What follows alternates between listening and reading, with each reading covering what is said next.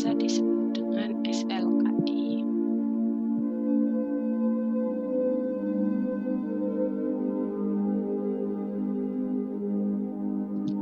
Ruang lingkup bahasan pada topik ini yaitu bagaimana latar belakang, tujuan penyusunan SLKI, sistem klasifikasinya, sampai nanti teknik penulisan. Jadi untuk standar asuhan keperawatan ini selain memiliki 3 komponen yaitu diagnosa keperawatan, intervensi, dan luaran keperawatan. BNI sendiri sudah menerbitkan standar diagnosa keperawatan yaitu dengan SDKI dan standar intervensi keperawatan dengan SKI. Nah, untuk standar luaran keperawatan dengan SLKI ini juga menyangkut aspek-aspek yang dapat diobservasi, meliputi kondisi, perilaku, persepsi, pasien, keluarga, ataupun komunitas.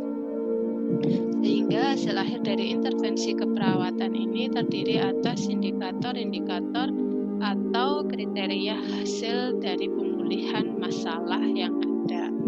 Total SLKI yang termuat di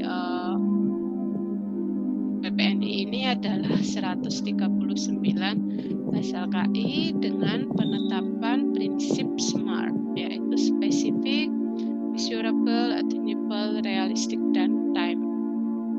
Jadi kita melihat label dan kriteria hasilnya sudah distandarisasi, kemudian sudah disesuaikan dengan kondisi pasien dengan menggunakan clinical judgment oleh perawat. Kita melihat luaran keperawatan terdiri dari luaran positif dan luaran negatif. Ya, jadi untuk yang positif ini jenis luaran yang perlu ditingkatkan, contohnya bersihan jalan nafas, keseimbangan cairan, integritas kulit, dan citra tubuh. Sedangkan yang negatif yang perlu diturunkan yaitu nyeri, keletihan, ansietas, berbuka, atau respon alergi.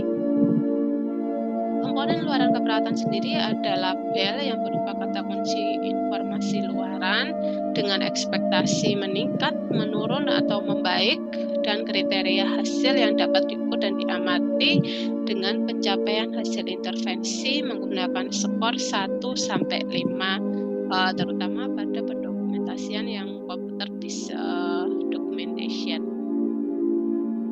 Kita lihat beberapa variasi skala Richter ya dalam hasil luaran keperawatan. Jadi kalau yang menurun bisa di angka 1 dan meningkat di angka 5, atau ada yang sifatnya negatif yang meningkat di angka 1 dan yang menurun di angka 5, dan yang memburuk ataupun membaik dengan skala 1-5. Metode dokumentasinya sendiri, nah ini harus dituliskan. Contohnya adalah setelah dilakukan intervensi keperawatan selama berapa jam, kemudian maka label ekspektasinya apa dengan kriteria hasil 1, 2, 3. Ya, contohnya adalah bahwa ini setelah dilakukan intervensi selama 3 jam, maka bersihan jalan nafas meningkat dengan kriteria hasil batu efektif meningkat, produksi sekutu menurun, menggi menurun, frekuensi nafas 12-20 kali per menit. Atau yang berbasis komputer, kita melihat dari skalanya mau dengan skala 5, 1-5. Nah, ini contoh template luaran dari SLKI, ya ada nomor kodenya, kemudian ada label luarannya, ada definisi untuk mempermudahkan penjelasannya, kemudian ada ekspektasinya meningkat, menurun, atau membaik, dan kriteria hasilnya beberapa dengan skala skor 1-5. Nah, tautannya bagaimana untuk yang SDKI dengan SLKI? Ya, contohnya di sini untuk SDKI ada masalah bersihan jalan nafas tidak efektif. Maka luaran utamanya adalah bersihan jalan nafas. Bersihan jalan nafas itu apa saja nanti indikatornya yang sudah ada di kriteria hasilnya, mulai batu efektif, produksi sputum, menggi, wheezing, mekonium, ya sampai frekuensi nafas dan pola nafas. Sedangkan luaran tambahannya ada kontrol gejala, pemekaran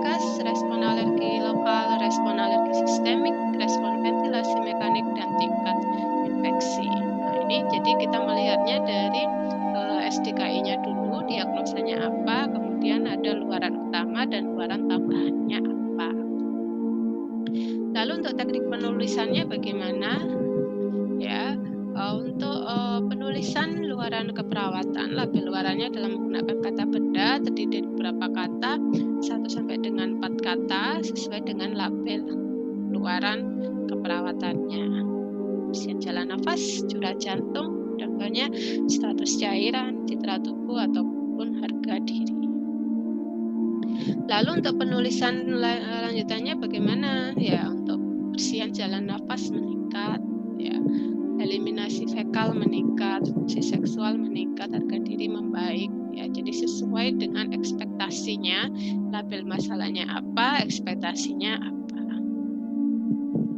Terima kasih. Sekian. Wassalamualaikum warahmatullahi wabarakatuh.